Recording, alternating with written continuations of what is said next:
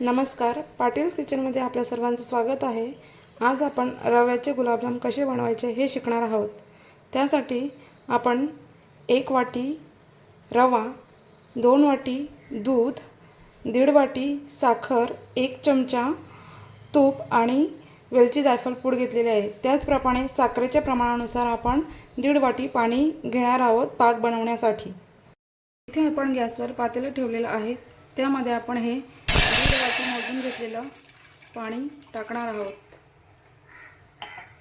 हे पाणी थोडं गरम करून घेऊन त्यामध्ये आपण साखर मिक्स करणार आहोत। थोडं गरम झालेलं आहे, आता त्यामध्ये आपण ही आपली 1.5 वाटी साखर मिक्स करणार आहोत।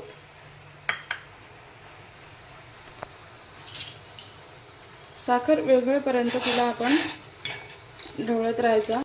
साखर आता विरघळलेली आहे, त्यामध्ये आपण ही वेलची जायफळ पूड मिक्स करणार आहोत।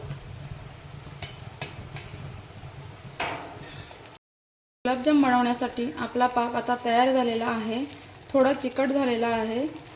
मग आता आपण गॅस बंद करून पाक बाजूला ठेवून घेऊया।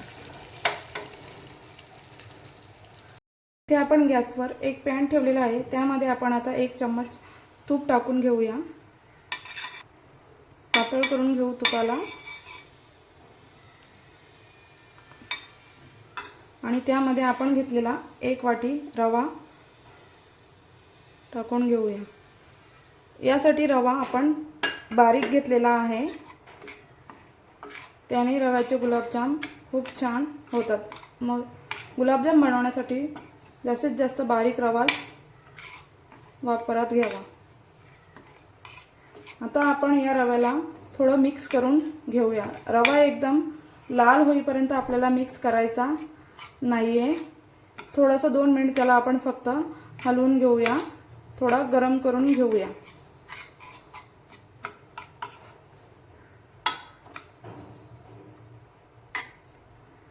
हे आपण रवा 2 मिनिट गरम करून घेतलेला आहे, जास्त त्याला आपण लाल केलेला नाहीये, मंद आचेवर त्याला आपण 2 मिनिट गरम केलेला आहे। आता त्यामध्ये आपण घेतलेले 2 वाटी दूध मिक्स टाकून रवा मिक्स करून घेऊया। या दुधामध्ये आपण व्यवस्थित रवा मिक्स करायचा।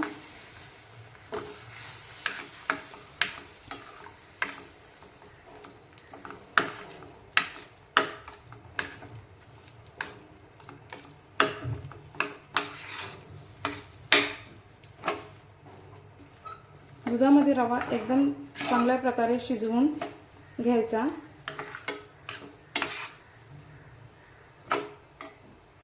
रवा दुधामध्ये छान प्रकारे मिक्स झालेला आहे। आता आपण त्याला थंड होण्यासाठी एका बाउलमध्ये काढून घेऊया आणि नंतर त्याला आपण छान प्रकारे मिक्स करून घेऊ।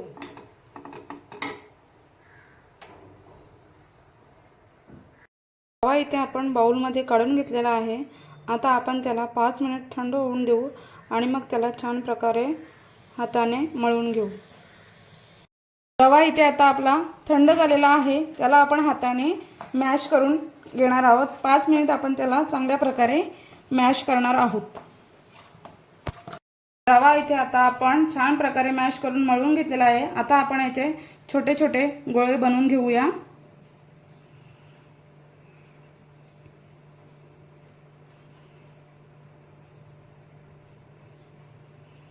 गोळे बनवताना त्याला काही तड गेलेली नसली पाहिजे, अशा प्रकारे छान गोळे तयार झाले पाहिजेत।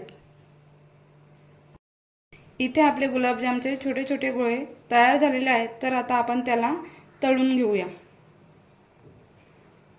गुलाबजाम तळण्यासाठी इथे आपण आता तेल गरम करायला ठेवले आहे। तेल गरम झाले की आपण त्यामध्ये गुलाबजाम टाकून तळून घेऊया। तेल आता गरम झालेलं आहे, त्यामध्ये आपण एक एक गुलाबजाम सोडूया आणि त्याला मीडियम फ्लेमवर तळून घेऊया। आपण तेलामध्ये गुलाबजाम तळून घेणार आहोत आणि मग त्याला सोनेरी कलर आला की मग पलटून घेणार आहोत, लगेच त्यांना पलटायचे नाही।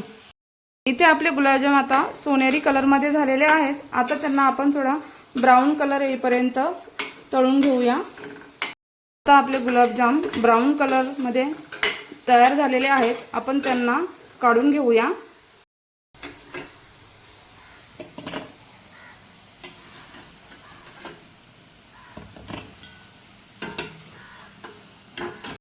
आपले सगळे गुलाबजाम छान प्रकारे तळून झालेले आहेत. मग आपण त्यांना पाकामध्ये सोडून घेऊया. आपण एक एक करून त्यांना सगळ्यांना पाकामध्ये सोडून घेऊया. पाक जास्त गरम नसला पाहिजे, थोडा थंड झालेला पाहिजे.